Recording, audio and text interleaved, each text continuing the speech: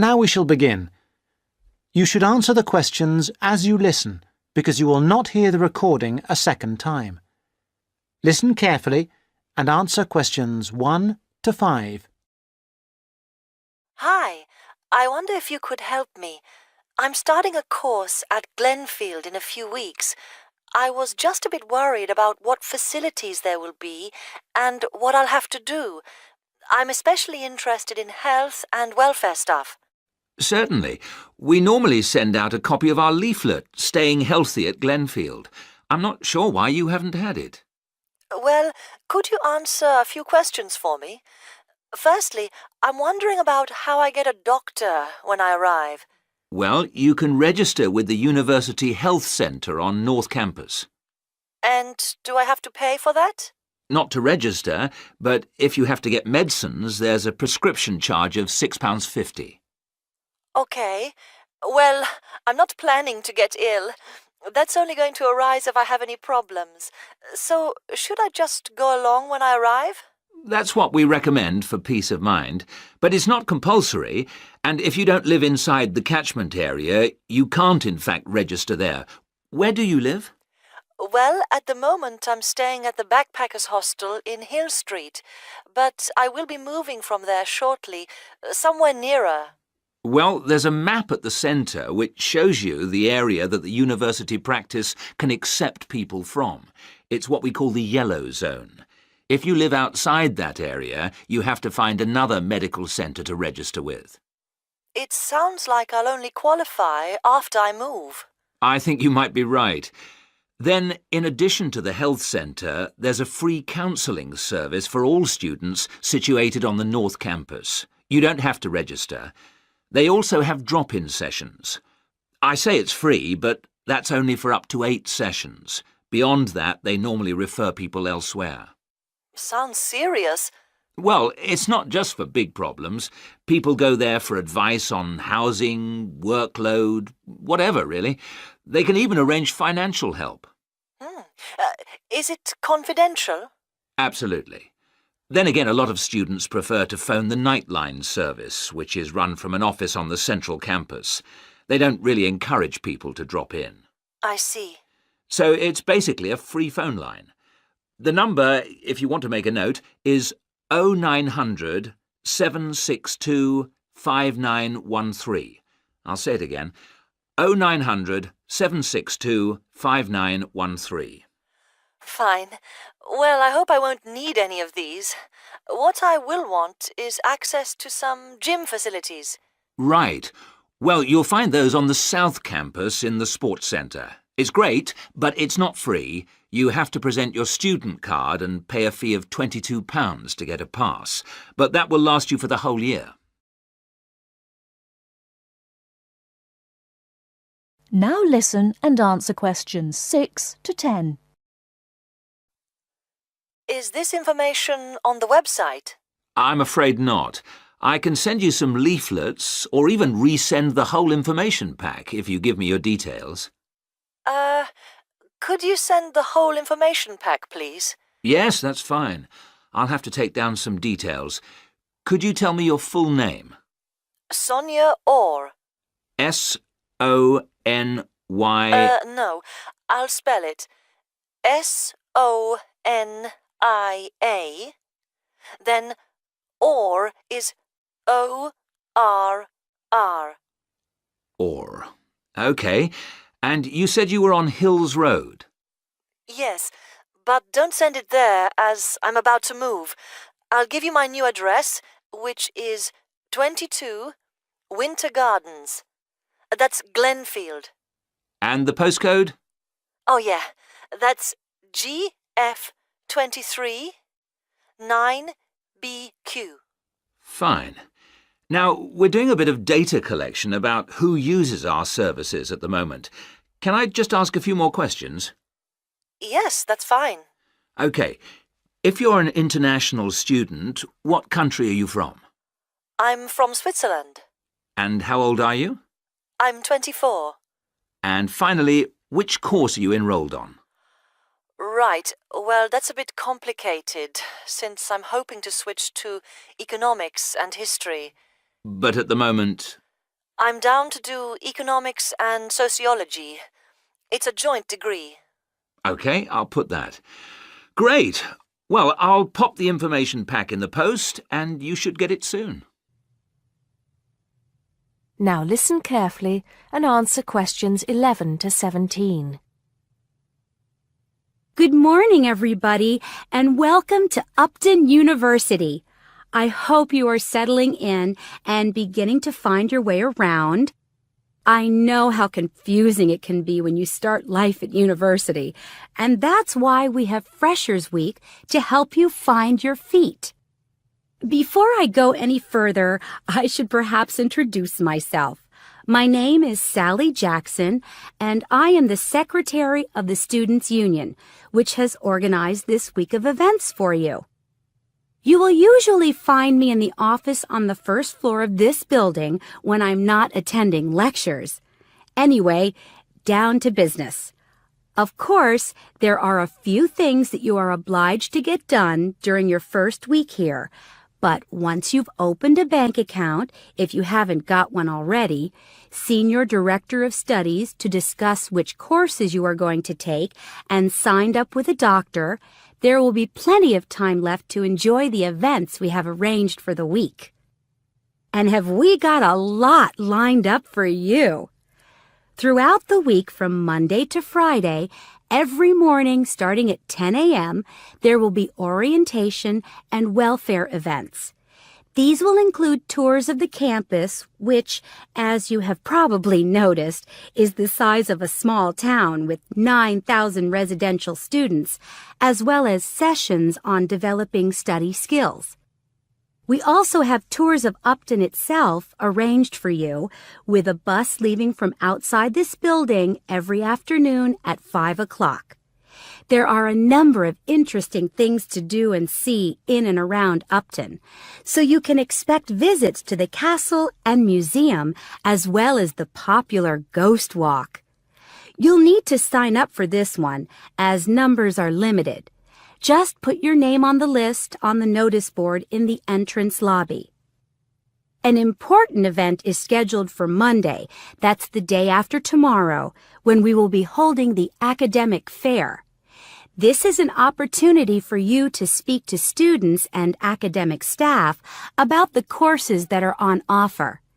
The academic fair starts at 1 o'clock, by the way. There are a couple of other fairs that I think will interest you. First of all, we have the Societies Fair on Tuesday the 16th, which I think is an absolute must. You might not believe it, but the university has over 150 societies and sports clubs you can sign up for, so you are sure to find something of interest to you. That also starts at 1 o'clock, and it will be here in the Union Building. Also in this building is the Trade Fair on Wednesday from 2 until 5 in the afternoon.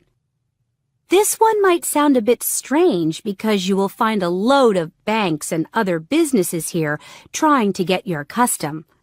You will find plenty of bargains and, best of all, a lot of the businesses give away stuff for free.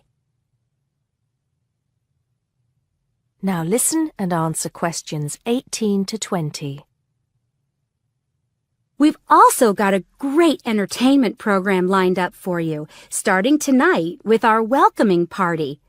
We have a top band lined up for your entertainment, but I'm not allowed to say who they are. All I can say is that I am sure you will not be disappointed. So come along to Blackmore Hall at 9 o'clock this evening to get your university experience off to a flying start. Just one point. I'm afraid this event is limited to freshers only. Because of space restrictions, you can't bring a friend tonight. Sorry about that. There's more fun and games on Monday in the Cotswold Theater here on campus. We have booked two of the cleverest comedians in the country, Paul Frazier and Jenny Brown, for a 3-hour show. Paul has assured us that he and Jenny have packed the show with new material, and as they always get rave reviews for their shows, I think we can look forward to an evening of great entertainment. That's in the Cotswold Theatre on Monday evening at 7:30. Moving along a bit, on Thursday there is an important date for your diaries. This is the official Freshers opening ceremony, when the Dean welcomes you to Upton University. So remember, Thursday the 18th from 2:30 to 3:30 in Blackmore Hall. You certainly should go to this one, and by the way, light refreshments will be available. At the end of the week, on Saturday, you have the chance to dress up in your smartest evening wear for the official Freshers' Ball. Actually, although it's called a ball, it is quite a relaxed affair, so we are more than happy if you turn up wearing jeans and a t-shirt. The important thing is to relax and enjoy yourselves. Time and place are the same as for this evening's party. Blackmore Hall from 9 in the evening to 3 o'clock in the morning. Right. I think I've covered the most important and exciting events we have lined up for you, but there will be plenty of other things going on throughout the week, so remember to check the notice board in the entrance lobby regularly. Enjoy the rest of the day, and I look forward to meeting as many of you as possible this evening at the welcoming party. Now listen and answer questions 21 to 24. So the task I gave you both was to choose an article about a small-scale research project. Yes. You were then required to try to reproduce the research procedures in your own context, i.e. try it out for yourselves. Yeah, and that's what we've done. Great. So I'd like you to tell me a bit about the article and why you chose it. Well, the article's written by 2 university lecturers who had started using crosswords to help their students revise terminology for exams. And the crosswords were designed and set on computers. And we selected the article because, well, it seemed an accessible topic, even though we weren't familiar with the technique. You know, using IT to design crosswords for higher education. That's a good reason. So these lecturers wanted to see how well this innovation was received by their students. Yes. So how did you go about reproducing the research? Well, we drew up a list of terms from one of our own modules and designed a crossword for revising these terms. Then we asked our classmates to try out the crossword and give us feedback, their opinions on how they felt about using the technique. Was it easy to find participants? It wasn't easy at first, but then we convinced them that by taking part in the research, they were actually benefiting themselves by preparing for an exam, which is coming up later this term. And it worked. Good. So how did you find out what the students thought about doing the crosswords? A questionnaire. The original article used a 2-page long questionnaire. There were lots of excellent questions on it, but the whole section on difficulties using IT is now obsolete. Old-fashioned even though it had only been written a couple of years ago. So you designed a shorter version? Yeah. Then we sent it to the 40 students by email and got 28 replies. I was taken aback by the fact that everybody we talked to thought this was a good return. I mean, the responses were well written. People had taken a lot of care, but I was really disappointed with the low numbers. Yes, an important lesson to learn for an apprentice researcher. Yeah. Now listen and answer questions 25 to 30. So what results did you get? Well, basically, the responses were extremely positive. The students said that doing the crossword on a computer helped them really focus on the work in hand and not be distracted, which is something that commonly happens with other ways of doing revision. Yeah, that was really clear. But something that struck me was that having fun hardly featured in their responses, nor did anything to do with spelling of hard words, which I thought would be an obvious benefit. No? Okay. Respondents also said that doing the crossword hadn't really increased their general motivation to study, but that it had highlighted the gaps in their memory so they knew what further work was necessary. Right. So how did your findings tally with those of the original researchers? There were lots of similarities, but... There were probably two main differences. We found that more males than females liked the technique, whereas the original study found the reverse. Also, our respondents said they wouldn't mind doing a crossword as a final official exam, whereas in the original study, students said they would hate doing it even if it meant having a shorter test. But of course, both sets of respondents said they'd be interested in doing more crosswords for informal purposes, revision, and so forth. Right. So let's have a think about the whole project and what you've learned from doing it. Well, it was very time-consuming. Yeah, and I don't think we managed that aspect very well. It could have been worse. I mean, we didn't have a lot of data, so we didn't have to spend ages processing it. And of course, we'd already done a course on numerical data processing, so there wasn't much new there. Yeah, that's true. Anyway, I think we designed our questions well so that they gave us manageable data. Yeah, it really helped having the original study to guide us, as it were. And that helped us to see what a good research instrument is. What a good questionnaire should be like. Absolutely. We got a lot from that. But when we were writing up the project, I'm not sure whether we'll know how to acknowledge the work of the original study. You know, our referencing. No, that's something we'll both have to work on in the future. Actually, that part's been great. Finding ways to share and support another person. That's the real plus from the project, learning ways to do that. Well, it's obviously been very successful. Now listen to the lecture and answer questions 31 to 40 by choosing the best answers from the choices. Good morning, everybody. We'll continue to look at Australia, and today look at one of its greatest natural challenges, water for the agricultural sector. As the only nation to occupy an entire continent, Australia has a unique environment, with much of it very flat and dry. One notable feature of the Australian continent is that it is the lowest of the continents. The average elevation is less than 300 metres, compared with the world's mean of 700 metres, and its highest mountain is only 2,228 metres, so it is overall a very flat country. It is also dry. In fact, Australia is the driest, after Antarctica, of the continents. Yet Australia has extremes of climate and topography.